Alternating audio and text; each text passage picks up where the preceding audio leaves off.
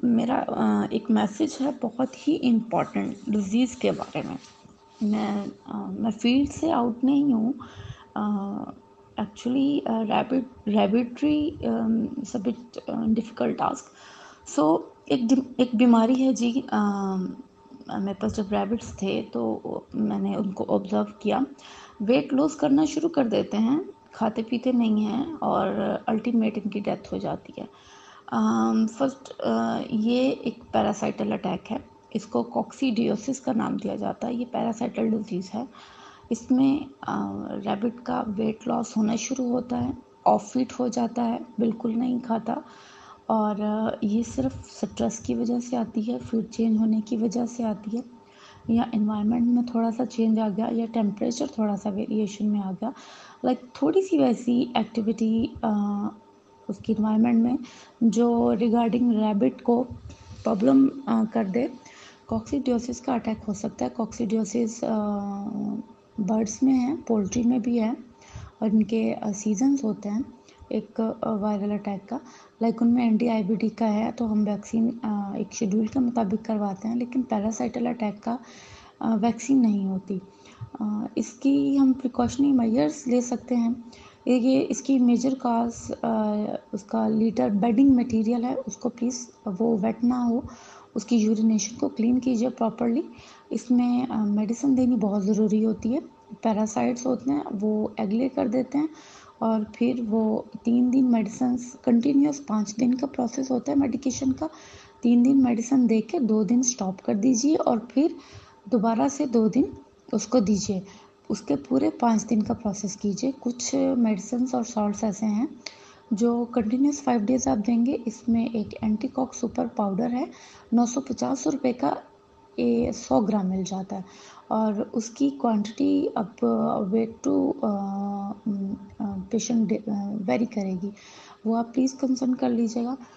लेकिन उस पैकेट के बैक साइड पे भी क्वांटिटी लिखी होती है मोस्ट प्रोबेबली। आप ट्राई कीजिएगा, अगर आप लें और बनाएं तो आप एग्जैक्ट क्वांटिटी बनाइए ताकि आप उसी दिन में उसको कंज्यूम करवा दें। सेकेंडली जी, इसके बाद एक अगली बीमारी का अटैक आ जाता है जिसको नेक्रोटिक इंट्राइटिस कहा जाता है। ये अंतड़ियों की बीमारी होती है। ये उसकी स्वेलिंग होती है। इसमें एक्चुअली होता ये है कि जब अगर आपका रैबिट एक्सपायर कर जाए तो आप उसको खोलें तो उसकी जो इंटेस्टाइन है, उसकी जो आंत है, उसका डायामीटर नॉर्मली बढ़ा हुआ होता है। उसके ऊपर ब्लड के वेन्स बहुत प्रोमिनेंट होते हैं और जब अगर आप उनको कट लगाते हैं, थोड़ा सा इंसिजन देते हैं, तो उसमें से ब्लडी डिस्चार्ज होता है इंटेस्टाइन के अंदर। ऐसा होना नहीं चाहिए। वहाँ पे सिर्फ उसकी वेस्टेज मटेरियल है और उसकी एक प्रॉपर शेप होनी चाहिए या वो वाटरी फॉर्म में होता है। सो अगर आप अपने रैबिट की जो है थोड़ी सी पेस्टिंग को देखें, सुबह उसके स्टूल को देखें, लाइक अगर वो डार्कर कलर में है, डार्कर ब्राउन कलर में जा रहा है, रेडिश कलर में जा रहा है, कॉक्सी का अटैक हो रहा है और वो ऑफ फीड होना शुरू हो गया, उसकी जो बैकबोन है वो परमानेंट हो जाएगी, वो अपना वज़न कम कर देगा। उसको प्लीज़ मेडिकेशन दीजिए। इसके लिए मेडिकेशन बहुत ज़रूरी है। उसके लिए सबसे ज़्यादा ज़रूरी है कि पहले आप उसको कोई एंटीकॉक्सी की मेडिसिन दीजिए। उसमें बहुत सारी मेडिसिन अवेलेबल हैं मार्केट में, लाहौर में भी हैं, हर जगह पे, फैसलाबाद में भी हैं, एंटीकॉक सुपर के नाम से भी हैं और कुछ एस्बिटॉल भी हैं। और उसके बाद आप नेक्रोटिक इंट्राइटिस के लिए रखें क्योंकि इसके बाद फिर नेक्रोटिक इंट्राइटिस का अटैक होता है एंड डेट वाज द वो है बैक्टीरियल डिजीज़। उसको भी डिफरेंट तरीके से ट्रीट किया जाता है। पेनिसिलिन 40 लाख का इंजेक्शन भी है और इसके अलावा मॉक्सी हाई भी मेडिसिन है। अभी मैं ओवरऑल मैसेज रिकॉर्ड करा रही हूँ तो मैं किसी भी मेडिसिन को कंफर्म नहीं करूँगी। इट डिपेंड्स कि आपके पास कौन से वेटनरी स्टोर अवेलेबल हैं और कौन से साल्ट हैं। लेकिन इन दोनों डिजीज़ में मेडिकेशन के बगैर आपकी रेबिट्री बहुत ज़्यादा लॉस में जाएगी।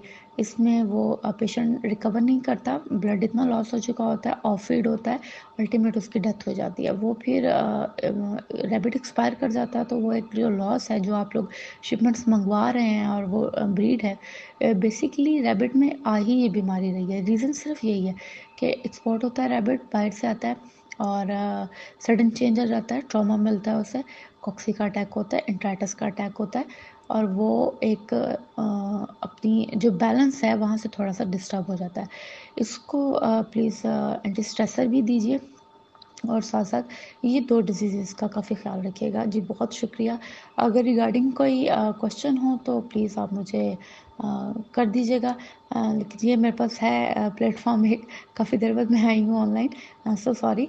लेकिन ये बहुत आजकल आउटब्रेक भी है कॉक्सी का।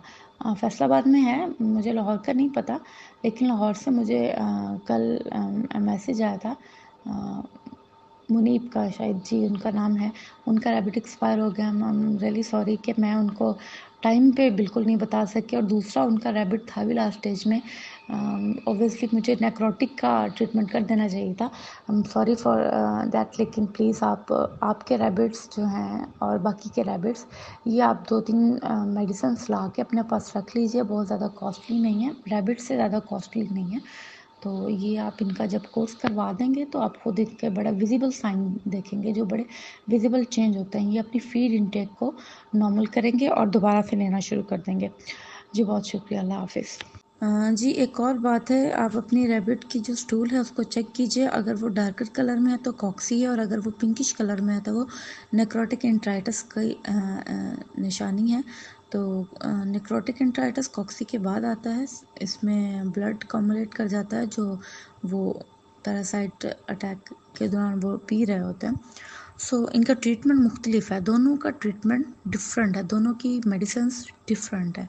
एक की मेडिसिन दूसरे पे इफ़ेक्ट नहीं होगी। अगर आपको नहीं पता तो कंबाइन सॉल्ट दीजिए। और अगर आप ने स्लाइड्स बनवा ली हैं माइक्रो की लैब से और आपको पता है कि ये कौन सा बैक्टीरिया है, कॉक्सी के 2 बैक्टीरियाज हैं और उनकी 2 स्पीशीज़ हैं और अमूमन 9 जनरेशन है उनकी और उस वो मलेरिया के ग्रुप से है। और अगर नेक्रोटिक की बात करते हैं तो ये बैक्टीरियल डिसीज़ है।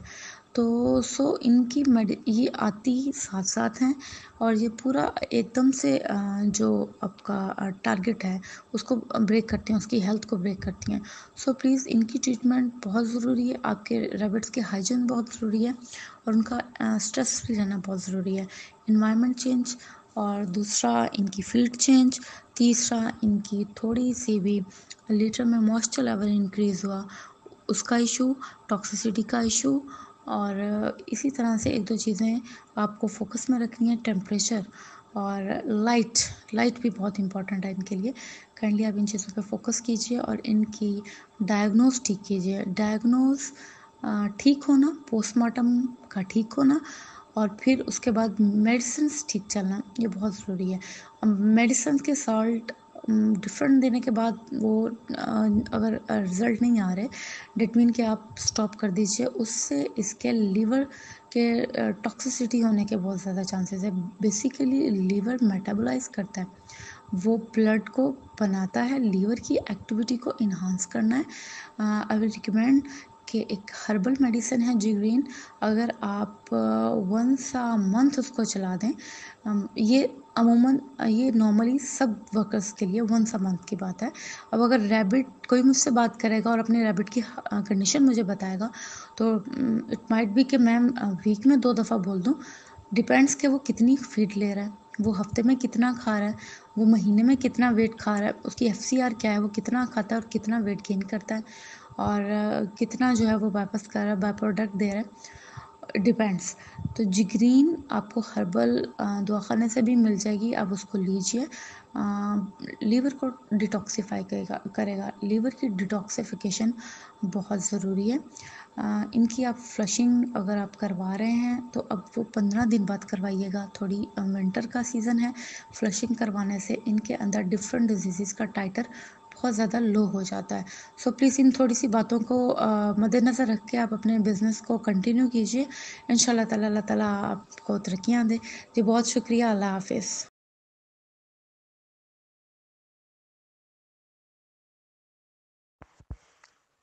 जी, अगर मुख्तसर जायज़ा लिया जाए ये तमाम लुब्बे लबाब ये ऊपर वाले जो डॉक्टर इकरा ने अपना बयान दिया है, तो मैं यही कहूँगा कि इसके लिए हमें प्रिवेंटिव मेजर्स लेने चाहिए, यानी हिफ्ज़ मा तक़द्दम, कि बीमारी आए ही ना। ठीक है, तो उस सिलसिले में अपने रैबिट्स को की डिवर्मिंग करें। प्रॉपर डिवर्मिंग अगर आप करेंगे और उनके इंटेस्टाइन्स को फ्लश करेंगे तो वो बीमारी अंदर स्टे नहीं करेगी। तो ये जितनी बीमारियों के नाम लिए जा रहे हैं जो मुश्किल हैं आपके लिए समझना, तो उससे आप बच जाएंगे। तो प्रॉपर उनका पानी मतलब ठीक रहे, खुराक उनकी ठीक रहे, फ्लशिंग उनकी काफ़ी दफ़ा डिस्कस किया जा चुका है, फ्लशिंग कैसे की जाती है, डीवर्मिंग कैसे की जाती है, इंशाल्लाह कारी साहब बता देंगे आपको डीवर्मिंग कैसे की जाती है। तो प्रॉपर इनकी डीवर्मिंग करते रहें आप। यानी डीवर्मिंग वो बनी से शुरू करें जो 1 माह का बनी है, 1.5 माह का बनी है, उसकी भी डीवर्मिंग आप कर सकते हैं कम मिकदार में दवाई दे के। तो ये सूरतें, ये बीमारियां इंशाल्लाह पैदा ही नहीं होंगी। और यह है कि जो ऊपर बताई जा चुकी हैं बीमारियां, कॉक्सिडियोसिस और एंटेरिक नेक्रोटिक, ये फैलती है यूरिन की वजह से, बेडिंग की वजह से, यानी उनकी जो जगह है अगर वो ख़राब है, गंदी है, यूरिन उसके अंदर है, तो ये उसी की वजह से जरासीम आता है, तो ये बीमारियां फैल जाती हैं। बस ये सारे तरीक़ाकार हैं जो इनके ऊपर अमल करें तो इंशाल्लाह बेहतर होगा। लेकिन इसमें ज़्यादा परेशान होने की ज़रूरत नहीं है। ये मतलब ज़िंदगी के साथ, फार्मिंग के साथ ये चीज़ चलती रहती है, लेकिन अपनी तरफ से पूरी एहतियात करनी चाहिए कि जो आप खुराक दे रहे हैं उसमें सूखी घास की मिकदार ज़्यादा हो, कुछ दाने धुन के भी दें उनको, ठीक है, और कुछ 5 से 10% सब्ज़ खुराक उनको दे दें। और पानी जो है वो साफ़ सुथरा रखें। और पानी के अंदर मैंने पहले वो दवाइयाँ बताई हुई थी कि पानी के अंदर डाल के वो मतलब 1 लीटर के अंदर, सॉरी 5 लीटर के अंदर एक गोली डाल के वो उनको दे दिया करें। वो पैरासाइट से और तमाम इस चीज़ से वो बच जाएंगे। तो जिस्म के अंदर जो कि इनके वर्म्स आते हैं, तो ये पानी की वजह से आते हैं, यानी पानी के अंदर भी मौजूद होते हैं उनके अंडे। जब वो पीते हैं तो अंदर जाके वो फिर कीड़े बनने शुरू हो जाते हैं। इसी तरह खुराक के ऊपर भी होते हैं। तो जितने हद तक हम इसकी यानी रोकथाम कर सकते हैं वो तो इंशाल्लाह करेंगे। तो उसके बावजूद भी अगर कोई बीमारी आती है तो ये अल्लाह की तरफ से है। अस्सलाम वालेकुम।